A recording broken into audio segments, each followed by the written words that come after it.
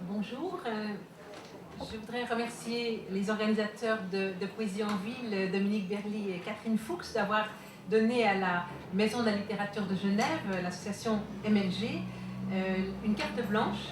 Et nous en avons profité pour inviter le poète Alexandre Voisard, que vous connaissez sans doute tous, à venir fêter ici ses 80 ans. On n'a pas l'impression qu'il a 80 ans, pas du tout. Mais voilà, ça se fait en ce moment. Alors, bon anniversaire Alexandre.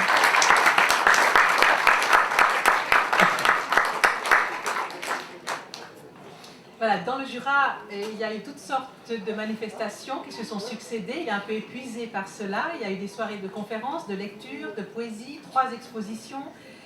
Une au musée de l'Hôtel-Dieu où on peut découvrir une facette moins connue d'Alexandre Voisard, qui est la création d'aquarelles, de dessins sur papier, d'objets pendant 40 ans qui ont accompagné le travail d'écriture. Cette exposition est à découvrir du 18 septembre au 21 novembre. Il y a une autre exposition à l'espace Auguste Viat où on a puisé dans le fonds d'archives déposé par Alexandre Voisard en 1991 pour présenter des manuscrits et des carnets qui retracent sa vie littéraire. Voilà, et puis finalement, merci à Philippe Morand qui est en pleine répétition au Théâtre de Carouge pour les spectateurs et qui a distrait des heures en plus de travail pour venir nous accompagner dans ce parcours. J'aimerais présenter en 2 mots Alexandre Voisard, si on peut le présenter rapidement, mais je pense que vraiment c'est quelqu'un que vous connaissez. Il est né à Porrentruy, d'un père instituteur et musicien, qui a été une figure vraiment marquante pour lui, même si elle a aussi été une figure assez lourde et problématique. Alexandre Voisard y a grandi avec 6 frères et sœurs, et maintenant il vit en France, tout près de la frontière, à Courtelevent, dans le village natal de sa femme Thérèse, ce qui est un petit peu paradoxal pour le poète du Jura libre qu'il a été, mais qui peut-être justement lui permet de se libérer d'une étiquette qui était un petit peu lourde, peut-être, parce qu'il ne faut pas s'enfermer dans un rôle, même quand ce rôle est héroïque ou magnifique. C'est l'un des plus importants poètes vivants de Suisse romande. Il fut très proche de Maurice Chappat, disparu il y a peu, et il a entretenu avec Maurice Chappat une correspondance de plus de 40 ans.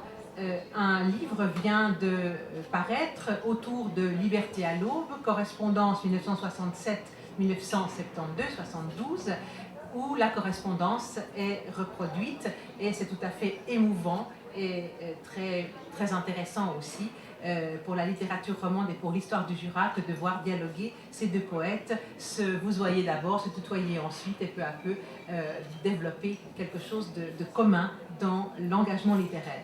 Alexandre Voisard était aussi très proche de Jacques Chesset, et Jacques Chesset lui consacrait, avant l'indépendance du Jura, un des chapitres des Saintes Écritures, écrit en 1971. Je voulais vous lire un tout petit extrait de ce beau portrait, mais donc qui date d'il y a longtemps, d'Alexandre Voisard par Jacques Chesset. Le Jura dépend, c'est un sujet, et l'une des hautes colères d'Alexandre Voisard, sa passion, sa lutte, c'est la liberté du Jura. Voici le thème de ses grands poèmes. La malédiction qui pèse sur le Jura l'accable et nourrit son œuvre. Pays noir, pays sans voix qu'il faut inventer en le retrouvant, qu'il faut doter d'un chant, d'une figure propre, qu'il faut sauver du silence où veut l'enfermer l'occupant. Ici, le projet linguistique se confond avec l'invention d'une littérature, d'une poésie, parler sa langue, écrire sa langue pour défendre et pour illustrer le pays. Alors ça, ce serait au fond le premier moment pour Alexandre Voisard. Et les années qui passent, qui passent ensuite, après cet engagement, ça va être des années où justement il faudra qu'il change d'étiquette, il multiplie les voix, les visages pour se trouver. Et ce qui me frappe, Alexandre, aujourd'hui, c'est à quel point de la première écriture à celle d'aujourd'hui, même s'il y a eu une énorme évolution d'expérience et que le poème draine tout à fait autre chose aujourd'hui, c'est la même écriture, c'est la même personne qui parle du début à la fin, d'écrire aujourd'hui, tu écris aujourd'hui avec la même enfance prime sautière, la même ferveur, la même langue, la même sincérité, le même rire, la même mélancolie pudique, peut-être la même angoisse qu'il y a 30 ans. Mais aussi la même part discrète d'hermétisme, de symbolisme ancien, et tout cela était là dès le début, et c'est là encore aujourd'hui. Je suis très frappée par cette constance de la langue poétique, alors que par ailleurs, tu n'as cessé de toucher à tout. Après les études inachevées, parce que ton école était plutôt l'école buissonnière, tu as suivi une formation de comédien à Genève, au conservatoire, et puis la nostalgie de la joie t'a repris. Tu retournes dans le Jura et tu es tour à tour postier, comédien, libraire, bibliothécaire, cadre commercial. Tu rames pour gagner le pain de ta nombreuse famille, pour finir délégué aux affaires culturelles de ton canton et vice-président de la Fondation Pro Helvetia, ce qui est un certain parcours. Ça, c'est la deuxième période, la période, disons, institutionnelle. Et puis la troisième commence quand tu te retires pour te consacrer enfin uniquement à l'écriture, qui est là depuis toujours et qui reste maintenant la seule à t'occuper. Ton œuvre, plus de 20 titres à 2 versants, l'un poétique et l'autre en prose, incluant nouvelles fantastiques, voire surréalistes, contes érotiques, récits, autobiographies. Tu as reçu le prix Max Jacob en 1995. Tu sièges à l'Académie Mallarmé depuis 1990 et à l'Académie européenne de poésie depuis 1996. Bernard Campiche a réédité toute ta poésie en 4 volumes. On vient enfin d'exposer tes dessins. On se demande ce que tu peux encore désirer, mais je suis sûre que tu as encore d'autres choses devant toi et on en parlera tout à l'heure. Voilà, je voulais maintenant présenter brièvement Philippe Morand et vous dire pourquoi il est là. Et puis lui céder la parole parce que j'avais envie qu'il présente à son tour son Alexandre Voisard. Donc tout le monde connaît bien entendu à Genève Philippe Morand, qui a été de 1996 à 2003 l'heureux directeur d'un théâtre de poche rempli quasiment tous les soirs à 100%, et qui est depuis 2007 le directeur de l'école de théâtre de Martigny, en même temps que metteur en scène, comédien, et il est également directeur de la collection Théâtre en Campoche, soutenue par la SSA chez l'éditeur Bernard Campiche. Donc c'est lui qui choisit parmi les auteurs de théâtre ceux qui vont être édités, soit ponctuellement pour une pièce, soit pour l'œuvre complète. Or, Philippe Morand est un Jurassien, enfant de Delémont, ce qui constitue une première bonne raison pour l'inviter avec Alexandre Voisard. Après une formation à l'Institut national des arts du spectacle à Bruxelles, il a joué pendant 4 ans au TPR de la Chaux-de-Fonds. Puis après des années de travail indépendant de comédien et de metteur en scène, tu me corrigeras si c'est faux, il est venu à Genève pour diriger le Poche avant d'enseigner dès 2003 à la Haute École de Théâtre de Suisse romande et puis d'être nommé directeur de celle de Martigny. Mais ce qu'on sait moins, c'est que Philippe Morand est lui-même poète, est lui-même auteur de pièces de théâtre, mais aussi poète, peut-être avant tout, dans son écriture. Et au fond, il ne m'avait jamais raconté, on se connaît vraiment depuis longtemps, puisqu'on a collaboré au Poche en 1996, mais il ne m'avait jamais raconté qu'en septembre 1967, à 16 ans, il avait assisté à la fameuse lecture par Alexandre Voisard de l'Ode au pays qui ne veut pas mourir, devant tout le peuple jurassien rassemblé, et qu'il était lui aussi monté à la tribune pour dire, jeune poète débutant, des poèmes. Voilà, donc il y a vraiment une belle histoire qui s'est tramée là, et Philippe va également lire un texte de Daniel de Roulet qui était aussi sur la place à ce moment-là, ce jour-là, et qui a aussi entendu Alexandre déclamer. Donc au fond, nous lui devons énormément. Toutes les générations qui suivent lui doivent pas seulement les Jurassiens, mais les autres, une espèce d'engagement de la parole vivante qui est très importante. Voilà, Philippe Morand a publié 3 recueils de poèmes, Journal d'écluse, L'aimant et La fissure, et 2 pièces de théâtre, Icare un rêve et Spirale la nuit. Et donc c'était une pièce de théâtre pour enfants. Voilà, alors je cède la parole à Philippe Morand pour présenter Alexandre Voisard. Je voudrais juste encore lui rappeler qu'il a monté un spectacle à partir de textes tirés de Un train peut en cacher un autre d'Alexandre Voisard, Opéra Bouffa, qui a circulé dans presque toute la Suisse romande et qui a renvoyé à Alexandre Voisard une vision de metteur en scène, de comédien de ses textes. Voilà, donc c'était vraiment l'interlocuteur clé pour ce soir. Merci beaucoup d'être là et je te cède la parole pour commencer. Quelle responsabilité. Alors, je dois présenter mon Voisard. Alors oui, bon, ben, ça commence. Il est dans le Jura déjà, pour moi, l'adolescent. Il est déjà un poète reconnu et affirmé, qui a déjà derrière lui plusieurs recueils de poèmes d'importance. Et comme l'a dit Sylviane, ce Voisard du début, de Chronique du Guet, et le Voisard de 80 ans, aujourd'hui, de la poésie en chemin de ronde, c'est bien le même bonhomme dont il s'agit. Pour moi, à 15 ou 16 ans, j'ai la chance de rencontrer ce bonhomme. Et puis on est dans ce Jura agité par ses luttes de libération, comme on les appelait, par sa quête d'identité.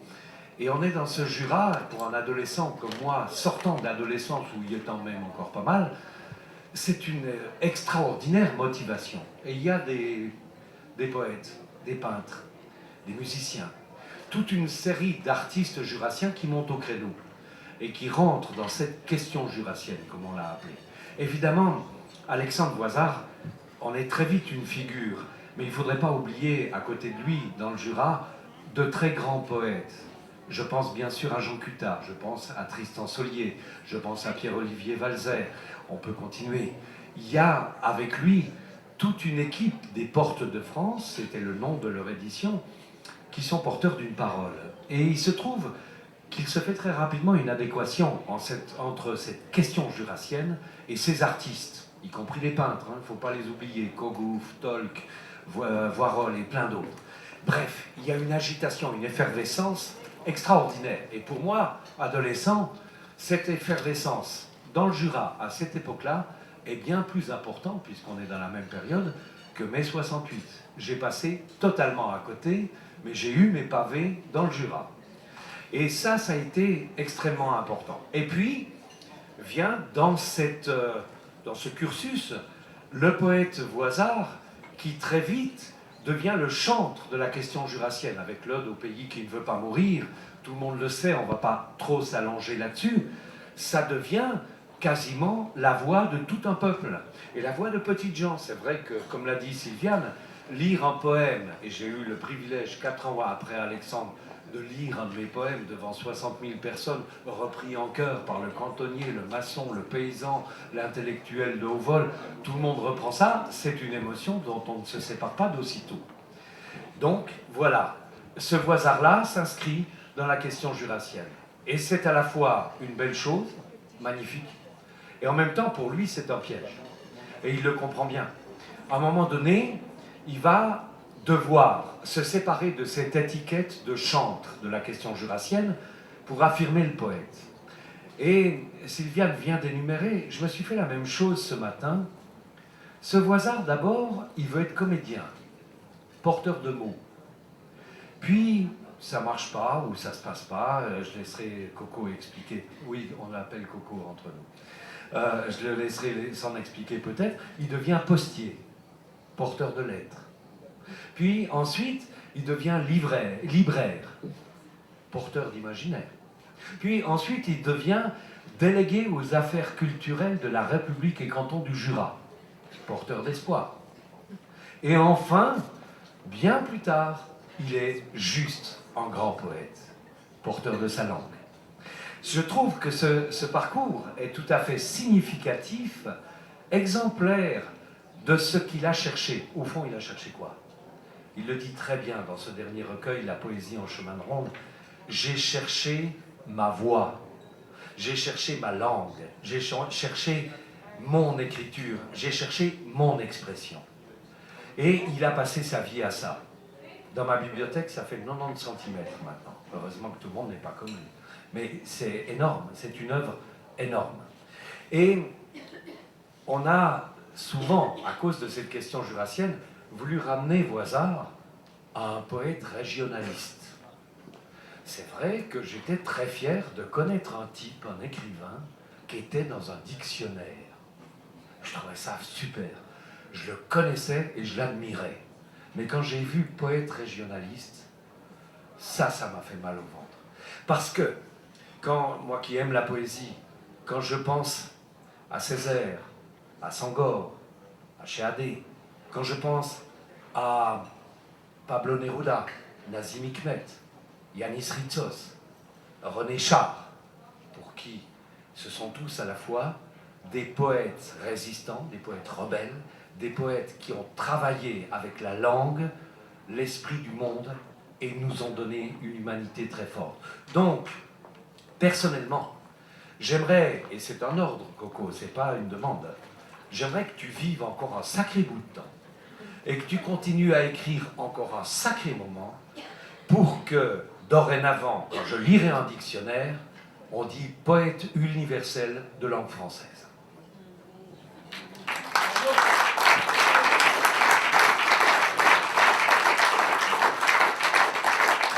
Ça prouve tout à fait. Mon Dieu, qu'ajouter à tout ça soit dit en passant, par parenthèse, j'ai un peu l'impression qu'on anticipe le débat qu'on devrait avoir demain sur l'engagement. C'est pour ça qu'on va quitter ce sujet-là, hein, voilà. si tu veux. Parce que, voilà, c'était pas la question de qu'est-ce que l'engagement en poésie, mais au fond, le début d'un chemin d'écriture pour toi, qu'il faut rappeler, qui est une réalité, et en même temps, ce qui nous intéresse dans ton travail, c'est le tout, c'est-à-dire comment cette voix, parce que au fond, tu dis qu'il faut partir du particulier pour aller au général, un petit peu comme Ramu l'a toujours dit, hein, c'est-à-dire il faut s'ancrer dans quelque chose, il y a toujours du réel, du réel infime, même des petites choses, mais à partir de là, il faut trouver une voie à soi.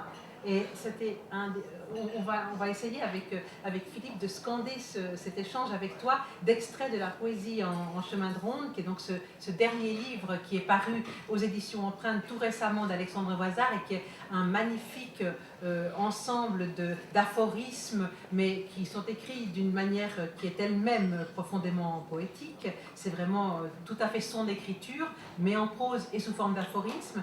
Et il jette au fond toutes sortes de réflexions sur son travail en poésie, sur le rapport à la vie, sur le rapport à la langue, etc.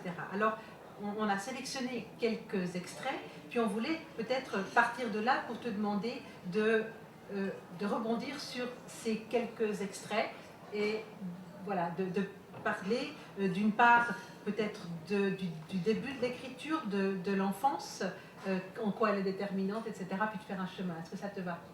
Oui. Voilà. Alors, tu veux que... En ce temps-là, nous avons voulu à tout prix être entendus. Les poèmes, alors, parfois, rappliquèrent en rafale, échevelant la feuillée. Et sur la place publique, il arriva, à la stupeur des cantonniers somnolents, que les vers, enfin libres, crépitent comme des feux d'artifice et illuminent des pans entiers de solitude. Et nous ouvrîmes des sentiers, puis quelques chemins, à ceux-là qui ne croyaient plus pouvoir mettre un pas devant l'autre.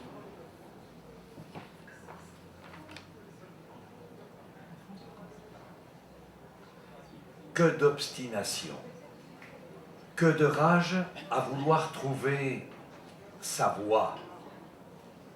Dans cet acharnement rarement satisfait, la moindre joie, à défaut, est de trouver son ton au bout d'une note que chacun s'accorde à trouver juste. Voilà, est-ce que c'est pas ça l'essentiel? C'est-à-dire trouver une voie à soi que tu as, me semble-t-il, touché tout de suite, s'y tenir, ne pas dévier de là, enfin, à toi de répondre. Oui, je crois que j'ai compris très tôt que si je voulais être entendu, je ne pouvais l'être qu'à travers ma vraie voix. La voix profonde que je devais aller chercher très loin en moi. ce qui supposait un grand travail. Déjà un travail pratique sur les mots, un travail d'écolier en quelque sorte sur les mots, à apprendre à fabriquer une phrase, à peser les mots pour les assembler. Et ça, c'était, disons, une de mes premières préoccupations. Et puis l'autre préoccupation, mais qui est un peu peut-être, je crois, le corollaire de l'autre, c'est que je me suis longtemps senti comme une graine un peu nomade, comme ça, pendant les 20 premières années de ma vie. Je ne savais pas trop où le vent allait me déposer. Et j'ai fini par comprendre que je devais absolument prendre racine quelque part. Et puis cette racine, la petite graine s'est posée là où elle devait se poser, dans ce pays natal. C'est comme ça, et c'est dans cette terre-là que je devais vraiment prendre racine, et ayant pris racine, m'incarner de toutes les manières possibles pour ressembler à ce à quoi j'avais épousé de quelque manière.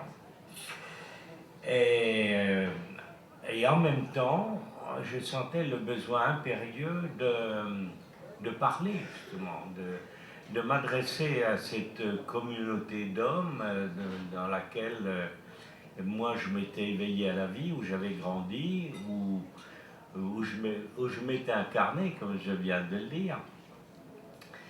Et cette voix, elle a eu aussi un peu de mal à faire son chemin, à trouver ses vraies gammes.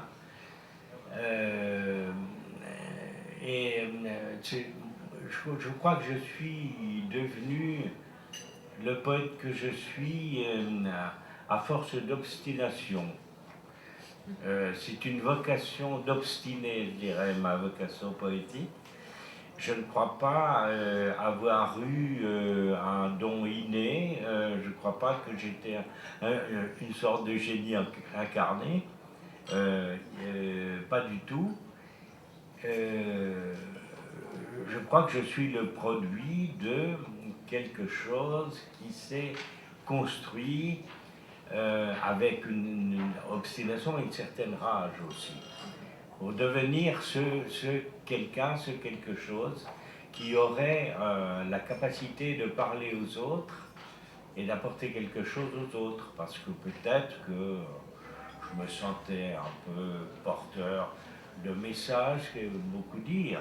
Aujourd'hui, je ne crois plus du tout à ce messianisme-là, mais je crois que ma sensibilité me portait à parler aux autres. Et voilà. Je crois que je pourrais dire que ça, ce sont les vraies origines de ce qu'on peut a posteriori appeler une vocation, la vocation poétique, mais je dirais la vocation avec beaucoup de guillemets. Voilà, à partir de là, une œuvre a pu surgir, faire son chemin. Elle est ce qu'elle est aujourd'hui, mais bon, voilà, je crois avoir fait une espèce de bilan dans les quelques textes que vous avez lus et qui sont contenus dans ce dernier livre, qui n'est pas l'ultime livre, hein, on s'entend bien. On s'entend bien. J'ai compris les injonctions de Philippe. Rappel incessant des origines au creux du poème. C'est pourquoi celui-ci est, quant à moi, hanté d'enfance. À n'en pas douter, il s'agit d'un jaillissement de source, impossible à retenir ni à apaiser. Mais encore, cette contamination enfantine, venue de si loin, n'aura-t-elle pas de nom? Alors, disons qu'elle est un grelot, accroché en soi, tel un appendice viscéral qui s'agite au moindre mouvement de l'être, au plus léger battement des paupières. En grelot, oui. L'acte poétique est par essence paradoxal. Le poème, dans son effervescence, dit tout et son contraire. C'est ainsi, sans doute, que la poésie est totale. Merci. J'ai relevé une phrase de Maurice Chapard dans cette correspondance qui dit au début, recevant le premier poème, Liberté à l'aube, il y a une merveilleuse candeur qui fait que votre vie ne se sépare pas de la poésie. Et quand Chapard dit qu'une vie ne se sépare pas de la poésie, c'est tout à fait fort, parce que c'était aussi sa propre vision du poète et de sa propre vocation.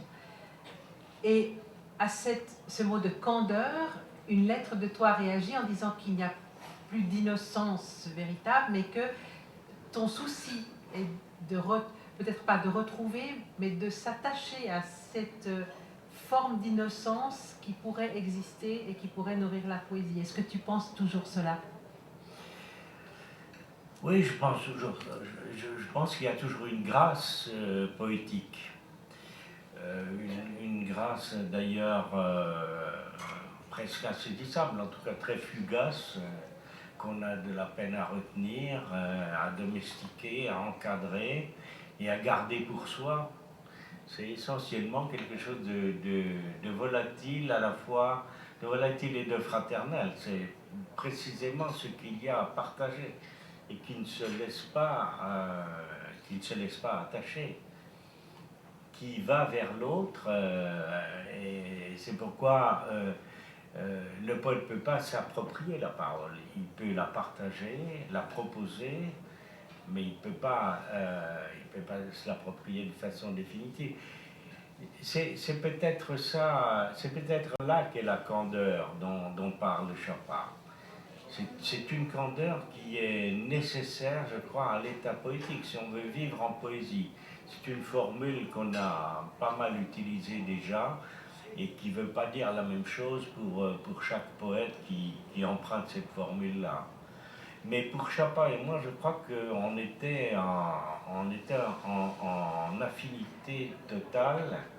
On a été même souvent, je dirais, en complicité, Chapard et moi, parce qu'on avait le même besoin de cette incarnation dans un pays qui va bien au-delà du folklore et de la nécessité d'illustrer son coin de pays dans le paysage avec son drapeau. Il ne s'agit pas du tout de ça.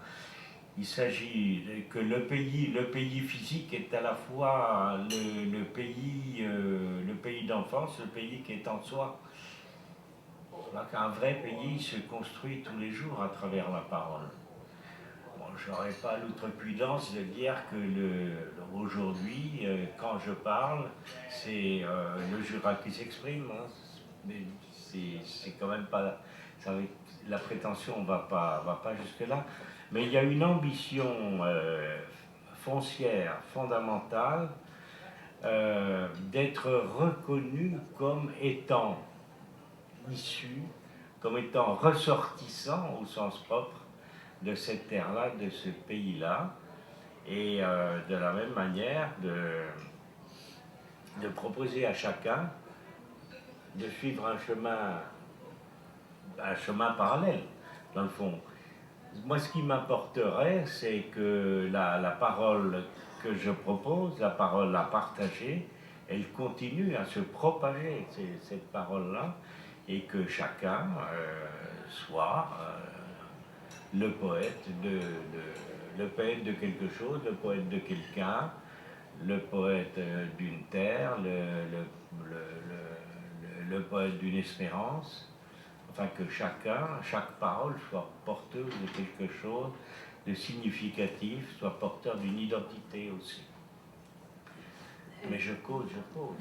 Mais parler les textes. Dans le prolongement de ce que tu dis là, est-ce que finalement le pays, ce n'est pas aussi ce qui est véhiculé par la langue par les traditions orales, par les récits qui sont transmis. Et c'est André Wyss, dans Alexandre Lajoulot, ce texte qui te rend hommage, qui mentionne le fait que parmi les images les plus fréquentes, il y a celle d'une sagesse ancestrale, anonyme et collective de la nature, et que dans ce monde, tout est signe, proverbe et légende.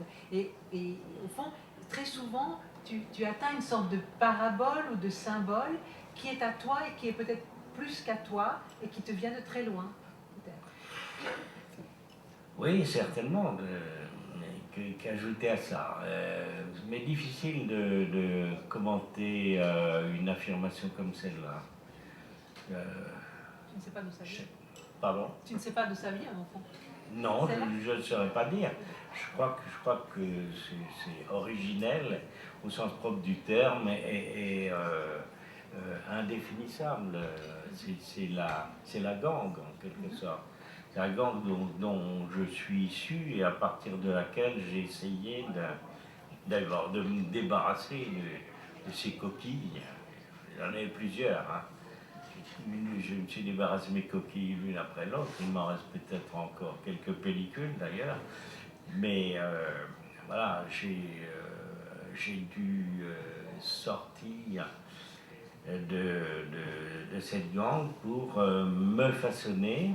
Mais c'est vrai que oui, on se répète, mais je me suis façonné à travers ma langue.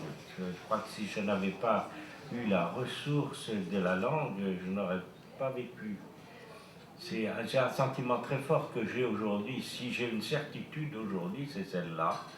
C'est que l'écriture, la capacité à partager la parole m'a sauvé la vie. Quand j'étais un jeune poète de 18 ans, romantique et bourriffé, je pensais ne pas devoir vivre au-delà de l'âge du Christ, par exemple. Et je crois que tous les jeunes poètes comme ça, enfin beaucoup, passent par cette transe-là. Mais voilà, mais ça veut dire, disons que c'est cette idée-là qui me revient maintenant parmi mes souvenirs, me confirme dans cette conviction très forte que j'ai d'avoir échappé à la mort grâce à la parole poétique. Oui, et quand tu dis que le poème est par essence paradoxal, il me semble qu'il y a dans ta poésie un mélange très fort d'angoisse énorme et d'une espèce de capacité à toujours digérer le tragique de ce que tu as vécu et aussi peut-être d'une enfance difficile, de toutes sortes de passages difficiles, mais chaque fois la nature d'une part et la langue qui s'empare de toutes ces émotions, de tout ce rapport aux choses, digère tout cela d'une façon assez incroyable et l'angoisse se dissout dans une parole qui devient de l'humour, qui devient de la cocasserie, qui devient... Et tout à coup, il y a l'angoisse qui ressurgit. On a l'impression qu'elle est là, mais qu'elle est sans cesse dissoute. Oui, mais ça, c'est un jeu perpétuel, ça. On est toujours en lutte, en butte à ces démons et en lutte avec eux. Moi, j'ai pas pu éliminer tous mes démons. Ils sont là, ils me tiennent compagnie. Ils sont pas commodes. Je ne le suis pas non plus. Mais voilà, il faut se battre avec ces parts d'ombre, essayer de dégager une figure de soi un peu lumineuse. Mais je trouve que tes démons, tu en parles magnifiquement. Et qu'entre le vers libre et la prose, pour avoir travaillé sur Opéra Bouffa sur 4 récits, peu nombreux sont les poètes qui parlent aussi bien, avec une langue aussi riche, aussi savoureuse, de la canaillerie rimbalienne qui est en toi. Et ça, je trouve que c'est pour nous un grand privilège. Il y a un poète québécois, Michel Garneau, que j'aime beaucoup, qui est un ami, et qui me disait un jour, un poète qui ne parle pas d'argent n'est pas un poète. j'ai envie de dire avec toi, un poète qui ne révèle pas ses démons n'est pas un poète, et ça, tu sais diablement bien le faire, et ça nous est, comment dire, non seulement savoureux, mais c'est aussi la révélation de ces parts d'ombre dont tu parles, que tu as la franchise, l'honnêteté de dire. Et de ce point de vue-là, je trouve que c'est vrai qu'il y a une filiation en Suisse romande, je ne sais pas, on peut ne pas partager ce point de vue, mais c'est vrai que tu es quand même le digne successeur, le fils, l'héritier, bien sûr, de Gustave Roux, de Jacques Ottet, de Werner Renfer, de Nicolet, de Gioque, tu es évidemment de Chesset, de Chapa, c'est-à-dire que je crois qu'on doit être très fiers, nous autres Suisses romands, et il serait temps que la France s'en rende vraiment compte, dans le fond des choses et dans la vérité littéraire, qu'on a ici, pour ce petit coin de pays, avec toi, Coco, aujourd'hui, on pourrait t'appeler un poète majeur, un poète de la maturité, et ceux que je viens de citer l'ont été aussi. Vous êtes pour nous des guides, vous êtes pour nous des compagnons, et vous êtes parfois des paroles apaisantes absolument nécessaires, et des paroles révoltées tout aussi nécessaires.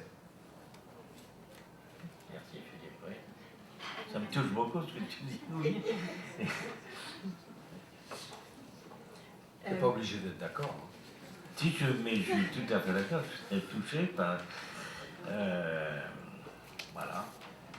Je te sais foncièrement sincère. Tu ne m'as jamais rien caché. Non. Du poème comme journal intime, ma poésie aurait été un chantier à jamais inachevé et désespérant, où j'ai eu à m'interroger pour me comprendre et pour situer mon rapport au monde. Prélude et fugue autour de 3 règnes, parmi les 4 éléments présents à chaque pôle de mon être. Dans cet enchevêtrement baroque et sorcier, j'ai souvent et avec insistance évoqué l'animal, la bête, comme une parodie d'alter ego. Le frère inférieur ne m'a pas fui, ne m'a jamais fait faux bond. Ça aussi, cette espèce de rapport extraordinaire. C'était vraiment un homme qui sait nous raconter la nature, qui sait nous raconter la profondeur des odeurs de la terre et de l'animal. Ça aussi, il faut bien venir du Jura pour le faire si bien, même si d'autres l'ont fait et qu'ils venaient d'ailleurs. Mais pour moi, c'est une chose extrêmement importante que tu m'as donnée. Et c'est pas au sens jurassien, identité, etc. C'est au sens d'une expérience de vie. Universelle. Universelle, comme je le disais tout à l'heure, et d'une expérience de vie que tes mots sont capables de me faire partager. Merci, Henri.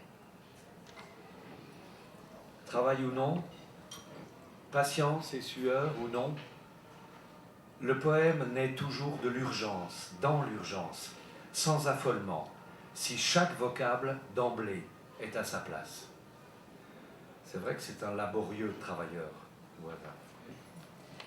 Et en même temps, tu dis que tu ne retravailles pas tes poèmes, souvent qu'il faut qu'ils aient trouvé leur forme longtemps mûrie dans ta tête, mais que les retravailler pour toi, c'est presque une trahison, si je comprends bien, du mouvement du poème, de sa cohérence, de son organicité, comme si à vouloir ensuite intellectualiser un peu ou transformer en volonté le travail, quelque chose était menacé. Oui. Est-ce que tu retravailles très souvent tes poèmes? Non, mais je surprends régulièrement mes interlocuteurs en disant que mes poèmes trouvent leur forme définitive au moment où je les écris, au moment où ils passent de la plume au papier. C'est vrai pour l'essentiel, c'est comme ça que ça se passe, parce que le poème doit être écrit dans ma tête, il se formule au tréfonds et il trouve sa forme dans ma tête. Donc moi j'y réfléchis beaucoup, Souvent, c'est en marchant d'ailleurs que le poème s'écrit. En tout cas, qui prend son envol. Parce que, bon, les 5 ou 6 vers qui sont écrits d'avance, qui sont dans ma tête, et qui passent sur la feuille de papier blanc par l'intermédiaire de la plume ou du crayon, il va peut-être rester dans cet état. Ce sera un cisin, un haïku, qui va rester en l'état, mais qui peut-être suscitera le lendemain une suite. Je le prolongerai parce que le poème initial, ou les vers initiaux, m'habitent toujours. Je les ai toujours en moi, quelque part, donc je ne m'en suis pas tout à fait libéré, et il continue à me travailler, et les vers s'enchaînent, peuvent s'enchaîner comme ça au long des jours. Donc l'écriture d'un poème peut prendre plusieurs jours de cette manière-là. Mais dès l'instant où ils sont sur le papier, c'est que tout fonctionne selon mes règles personnelles, selon mes règles prosodiques à moi. Chaque mot est à sa place, c'est ce que je disais dans ce petit texte. Chaque mot est à sa place. Tout s'enchaîne parfaitement, à la fois dans ma logique et dans ma musique, parce que le côté musical est très important. La poésie doit être rythmée, elle doit avoir comment dirais-je, une qualité sonore, une justesse sonore. Et voilà, alors tout ça se fait. Je les parle sans les proférer, ces poèmes. Je les parle in petto, comme on dit, hein. Et ils se forment comme ça, ils arrivent. On pourrait même dire qu'ils me sont donnés, hein, qu'ils me tombent comme ça du ciel, ce qui n'est pas tout à fait le cas. Et si on regarde mes manuscrits, j'en ai pas à vous montrer là à l'instant, mais mes manuscrits, ils n'ont pratiquement pas de retouche. Je ne sais pas si dans les documents que vous avez là, si on peut le vérifier, mais enfin, peu importe. Croyez-moi sur parole. Hein. Jour après jour, je persévère en mon dessein de remettre, comme il était écrit au fronton de l'atelier de mécanique, chaque chose à sa place, puisqu'il y a une place pour chaque chose. Je fais le rappel, je bats des mains, je siffle, je m'obstine à frapper à la porte des mots qui en sortent engourdis et débraillés. Ce ne sont peut-être pas ceux-ci qui me diront d'où ils émergent, ni vers quel affluent ils se laisseront dériver.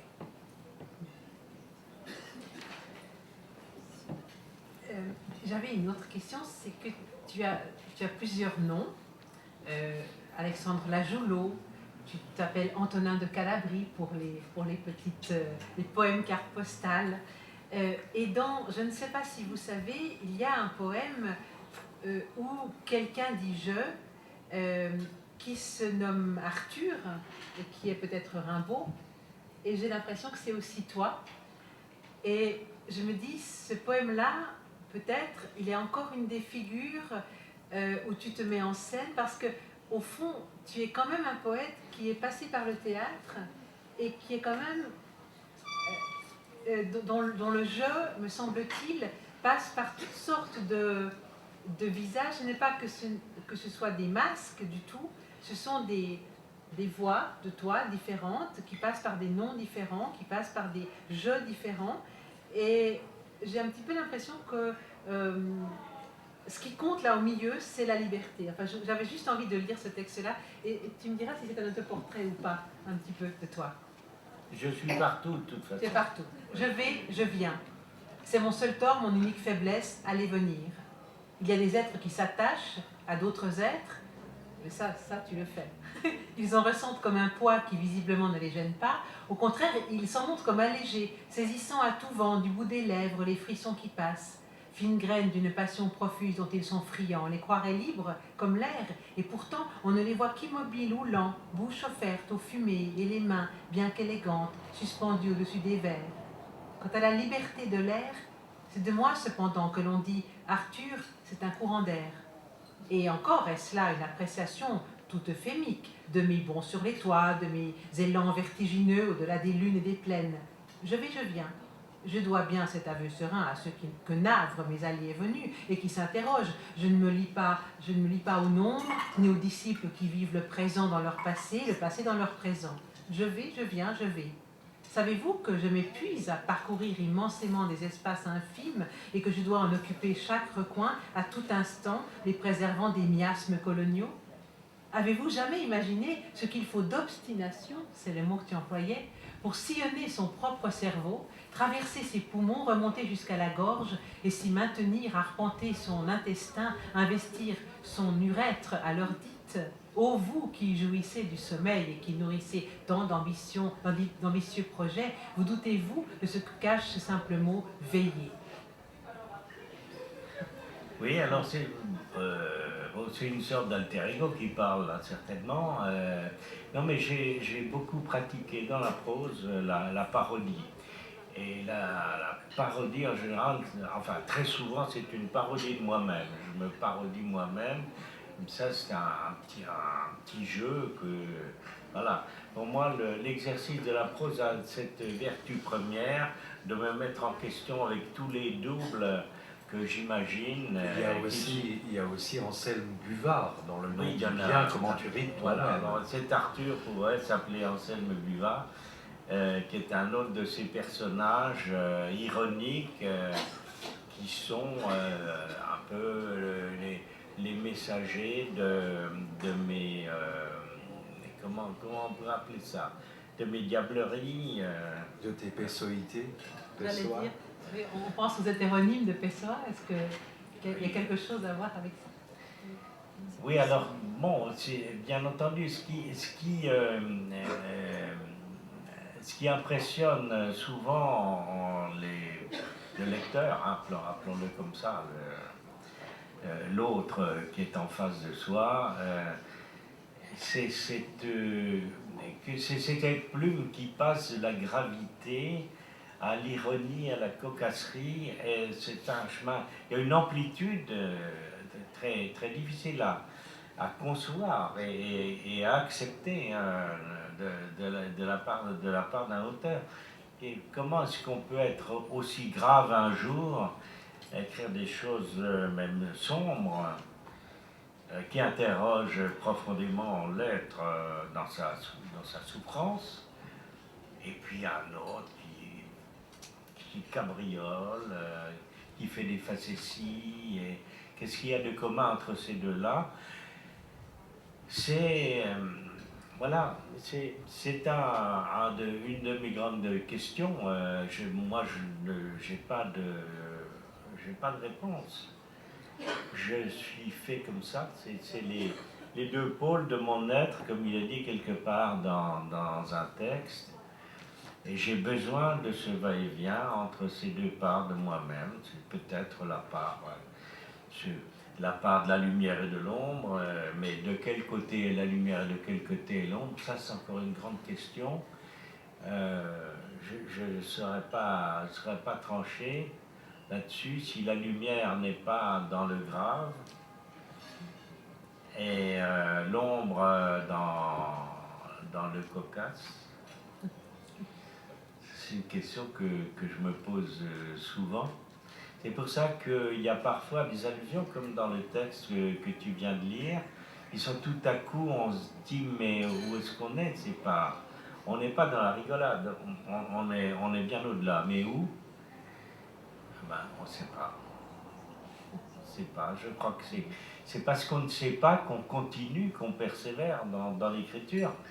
C'est qu'il faut qu'on arrive à régler ces questions-là.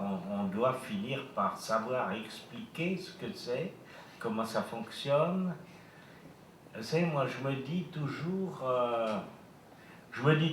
quand je publie un livre, hein, je vais chez un éditeur avec un petit manuscrit, je me dis la prochaine fois, il faudra quand même que je sois plus simple, que je sois plus clair, parce que c'est toujours trop compliqué. Il faut que j'arrive à une simplicité qui soit évidente, qui soit lumineuse. On n'ait pas de questions à buter sur des interprétations, c'est pas normal. Il faudrait que tout ça soit vraiment pète de lumière et qu'on soit entendu instantanément, que la parole passe comme ça, qu'on me croit sur parole à l'instant. Est-ce que c'est pas ça la littérature? C'est ce qui justement réserve son mystère jusqu'au bout. Oui, ben j'ai encore du boulot. Hein. C'est bien ce que je dis. Tu dois vivre longtemps et écrire beaucoup. Quand Henri Michaud proclame « Non, la terre n'est pas ronde, il faut la faire ronde », on peut comprendre qu'il intime à tout créateur, au poète sans doute et à lui-même, d'entreprendre la transformation du monde. Il reprendrait ainsi à son compte la formule de Rimbaud « changer la vie ». Mais on peut aussi entendre sa consigne comme une métaphore du travail poétique. Rien donc ne serait plus urgent que d'entrer dans le vif du réel pour le transformer en une réalité encore plus évidente sous l'outil jamais apaisé du langage.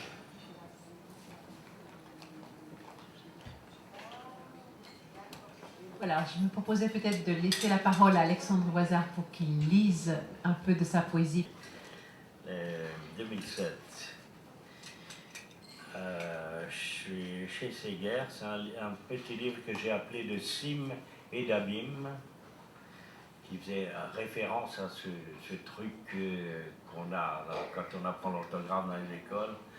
Où est-ce qu'il faut mettre un circonflexe? On disait la cime est tombée dans l'abîme. Il fallait mettre le circonflexe là où était tombé. Alors j'ai écrit un petit texte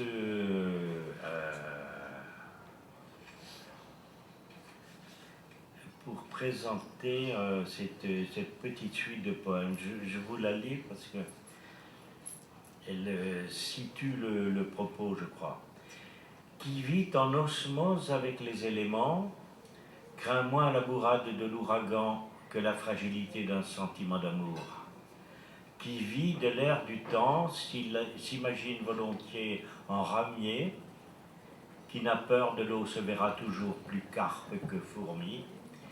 Ainsi ce peuple, la terre, d'être déterminés à cultiver leur penchant.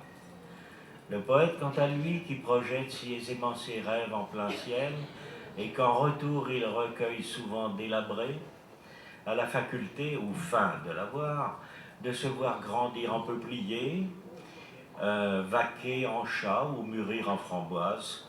Il devient alors un autre en restant lui-même.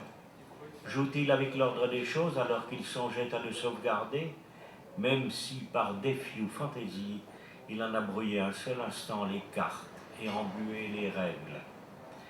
Alors qu'il demande d'être son miroir, au coquelicot son témoin. C'est ainsi qu'étant toujours lui et un autre, il se parle à soi-même, tarabustant son alter ego, le sommant de lui renvoyer son image indocile et mouvante. De discours en discours, les vérités de l'un proférées à voix haute prennent sens tranquillement pour tous. Avec ces mots, le poète fait des ricochets sur l'eau de la parole commune. Un voisin narquois parfois dira de lui « Je l'ai vu hier au bois de Failly, il parlait tout seul. » Alors, je vous lis quelques poèmes de cette suite. Vous ayez un peu entendu ma voix poétique, avant qu'on se quitte. Voir, premier devoir de qui veut aller de l'avant, forcer la roue des mauvais sorts, voir absolument comment le désir te traîne devant son miroir, sans cesse rougissant. Le chuintement têtu de la pierre sur ta lame alerte la perdrix. Réveille en toi des pensées enfouies. As-tu bien toujours eu, demande-t-il, ce petit grain sur la langue, cette cicatrice au pouce et quel raffut soudain alentour. Ai-je jamais eu dans ma famille ces cousins railleurs, pilleurs de taillis? J'étais entendu compagne à l'anguille de fin d'été, amaigri d'avoir tant interrogé la sagesse des dictons volés au vent. Je t'ai entendu. Un bon chef ne mitonne bien que ce qu'il n'a pas mendié. D'autres s'accommodent de l'arrogance des trafiquants de suif, des tricheurs en tout genre et en nombre, tandis que tu t'acharnes à écorcer pour prouver que survivre est possible, quoi qu'il en coûte, même entre les pages d'un livre oublié. Si tu veux être entendu par-delà les moulins pauvrement couchés, si tu veux qu'on t'écoute dans le brouhaha des cités serviles, à travers la cloison des sentiments, de venelles en place et de rues en impasse, alors la forteresse de tes lèvres devra céder bien plus d'un pouce de truculence et d'hyperbole, je te le dis. À défaut de rebâtir ta vie, comme le prêchent les colons boufflis de repentir et d'aise, sache deviner les noms de l'eau dans toutes les langues, connues ou inconnues. Toujours sache révéler les territoires où ton pied a meurtri la terre. Accroche-toi à la hutte dématée où ton désir croit faire fureur encore. Tu voulais être celui qui voit en même temps que celui qui dit. Les mots te venaient à la bouche comme par un miracle visionnaire. Les astres avaient semé quelques pépites en ta prunelle. Tu vois, tu dis, tu persévères, mais tu baisses la tête pour retrouver le nom de telle ou telle étoile au ciel.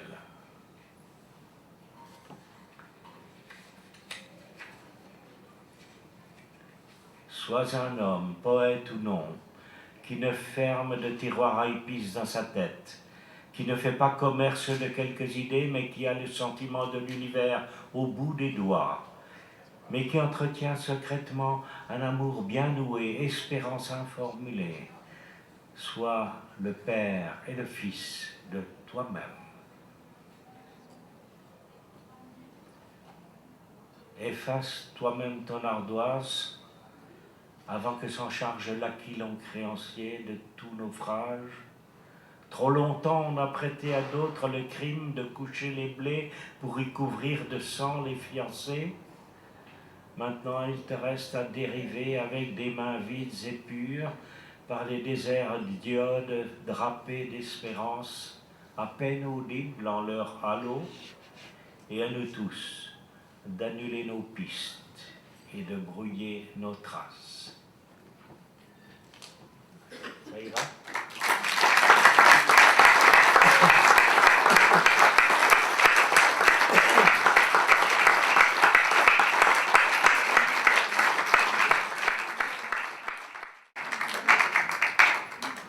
Alors, je ne sais pas si nous arrêtons, si vous avez des questions encore.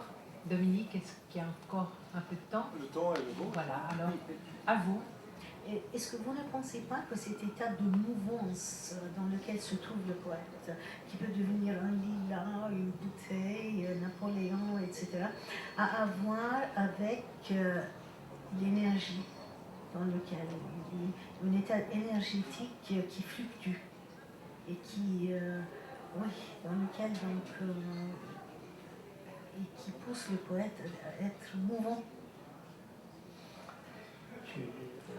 Peut-être la question de l'ectoplasme. Je ne suis pas sûr d'avoir compris votre question. Si c'est une question, c'était une question...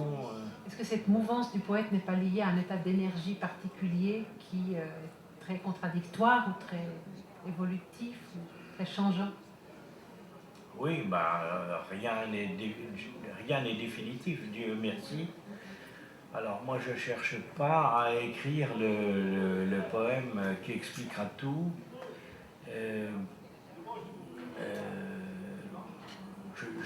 Non, je ne sais pas répondre à ces questions-là. Ce sont les questions que je me pose. Vous les formulez autrement que moi que je me les pose, mais elles sont de cette nature-là. Donc il n'y a pas de réponse. Il n'y a que des tentatives de réponse et des besoins d'avancer dans notre nuit à la quête d'une lumière. Voilà. Est-ce que pour le poète, c'est si différent que pour le comédien, pour le créateur, quel qu'il soit? Est-ce que plutôt que seulement parler de mouvance, on ne devrait pas parler de croyance? C'est-à-dire quand un poète croit, il écrit et il peut se transformer effectivement en papillon ou en machine d'espresso. Et avec la même sincérité, avec la même... c'est exactement comme la croyance dans son imaginaire pour un comédien qui peut fort bien jouer une libellule ou jouer un poète maudit de 80 ans qui viendrait du Jura, pourvu qu'on y croit. C'est pas une réponse, mais c'est une forme d'interprétation. Mais ça veut dire que l'acteur, il se prépare. Il a le temps de préparer le texte, etc. Le temps que le poète est dans cet état. Ben, le poète, il se prépare toute une vie à écrire en mots. Oui, on est là pour faire croire à ce qu'on dit. Et le comédien, éminemment, c'est ce médium indispensable, ce porte-parole. C'est à lui de rendre crédible cette parole poétique. Tu parles quelque part de réveiller les mots engourdis dans ton rapport à la langue. Ouais. C'est ça aussi peut-être, le poète il réveille les mots autrement dans la langue commune qu'on ne les entend ou qu'on ne les perçoit d'habitude. Il va les chercher autrement. Oui, il y a des mots qu'il faut régénérer en les mettant en question avec ses congénères de façon à leur... Il faut essayer de leur retrouver une virginité aux mots. Il faudrait que chaque mot qui est dans un poème soit neuf, soit une valeur de virginité comme ça, qui soit pure, sans tâche, et voilà, qui soit indiscutable. Alors, bon, voilà, donc c'est à force de les mettre en question qu'on peut arriver à leur donner ce sens qui est une nouvelle virginité.